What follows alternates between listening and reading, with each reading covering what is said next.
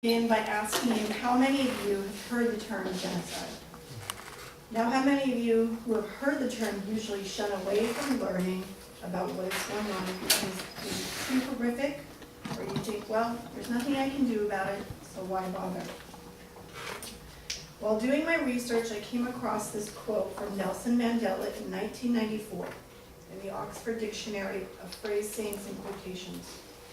No one is born hating another person because of the color of his skin or his background or his religion. People must learn to hate, and if they can learn to hate, they can be taught to love. For love comes more naturally to the human heart than its opposite. Following what Nelson Mandela said, I believe genocide is learned, and if it is learned, so it can be unlearned.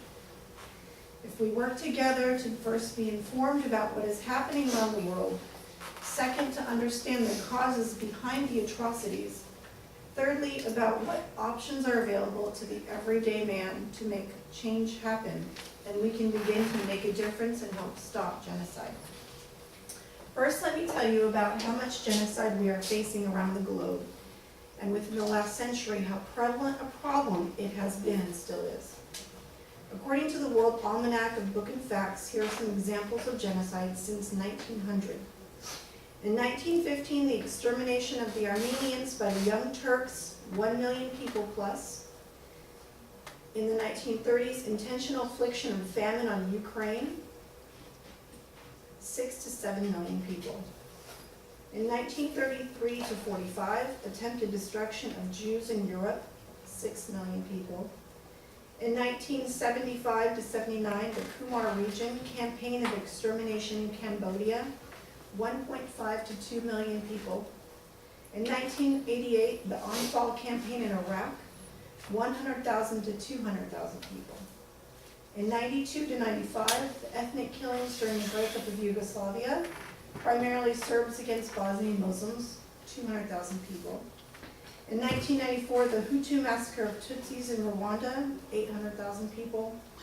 In 2003 to present, rebel groups, government-backed Arab militias attack on non-Arab southern tribes, 200,000 to 400,000 and counting. As you can see, the problem of genocide is widespread and has been happening for well over 100 years.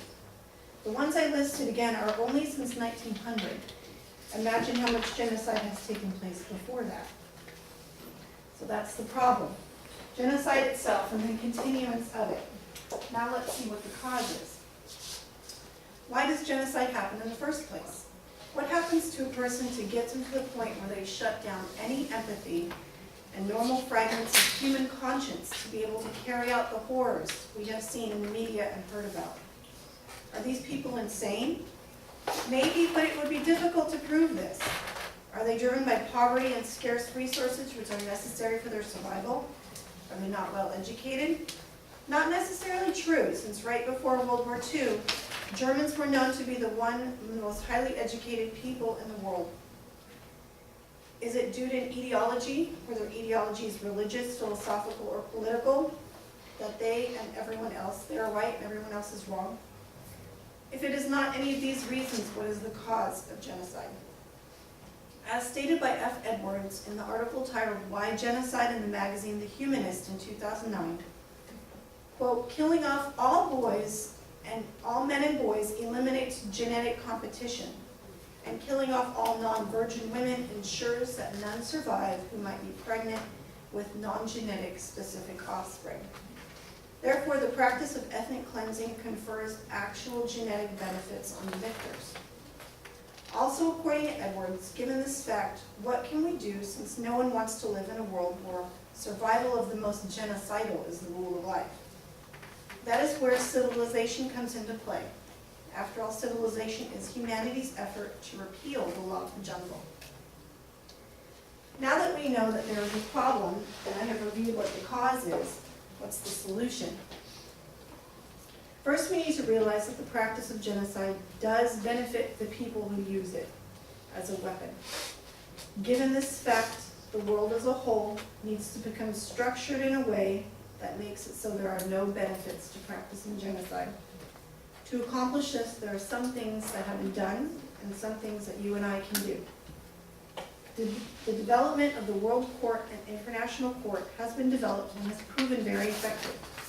Recently, this has been proven when Slobodan Milosevic of Serbia was tried. Also, there are economic sanctions that can be put on a country. Things that you and I can do are go to www.change.org, which I joined. It's a petition website where you can electronically sign and send any number of petitions on any number of issues, including genocide. I signed one entitled Ask President Obama to Make Any Genocide a Priority, which I'm going to be passing out. You can read it. You can sign electronically once you join the website. Another thing that you and I can do is join Amnesty International by going to www.amnesty.org. You can stay informed with e-newsletters, bi-monthly publications, and RSS feed. You can also donate to Amnesty International, where the money you give supports their fight against abuses of human rights all over the world. To conclude, I want to review my main points. First, there is a real problem, both past and present, of genocide. Second, there can be several causes, but the main one may be that there's always something to gain by the people giving out the orders. Thirdly, things are being done with international courts, and there are things you and I can do. But above all, stay informed. In this case, ignorance is not bliss. Ignorance will only lead to a continuation of the horrors and abuses. In the following statement on the 16th anniversary of the genocide in Rwanda, released by the administration of Barack Obama on April 7, 2010, it is not enough to say never again. We must renew our commitment and redouble our efforts to prevent mass atrocities and genocide.